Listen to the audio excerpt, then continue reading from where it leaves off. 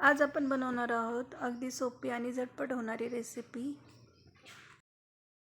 त्यासाठी मी इथे घेतलेला आहे अर्धी वाटी गूळ, एक पिकलेलं केळ त्याचे आपण तुकडे करून घेऊ।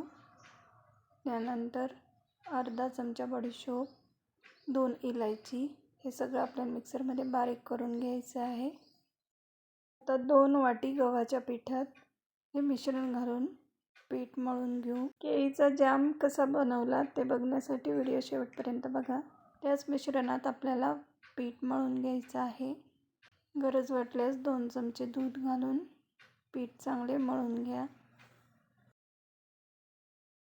सकाळच्या नाश्त्यासाठी किंवा मधल्या वेळाच्या खाण्यासाठी हा झटपट होणारा केळाचा नाश्ता करू शकतो। आता आपण ह्या पिठाची एक पोळी लाटून घेऊ। गुळामुळे पिठाला चिरा जाऊ शकता, त्यासाठी प्लेटने मी इथे गोल आकार देऊन घेतलेला आहे।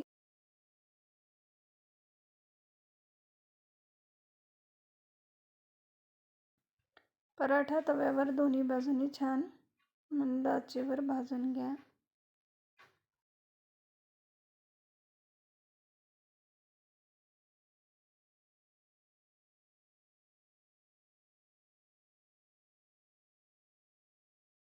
केळीचा जाम करण्यासाठी मी इथे घेतलेले अर्धी वाटी गूळ, त्यामध्ये 1 केळ पिकलेले तुकडे करून घ्या।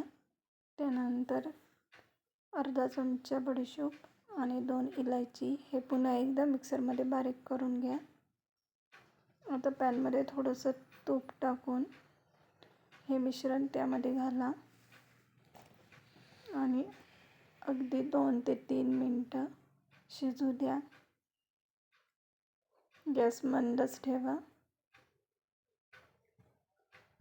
बघा, जाम तयार झालाय 2 मिनिटात। हा पराठ्यासोबत खूप सुंदर लागतो। एकदा नक्की करून बघा। झटपट केळीचा पराठा आणि त्यासोबत हा केळीचा जाम। साध्या पोळीसोबत सुद्धा खाण्यासाठी खूप छान लागतो। एकदा नक्की करून बघा। आवडल्यास लाईक करायला विसरू नका।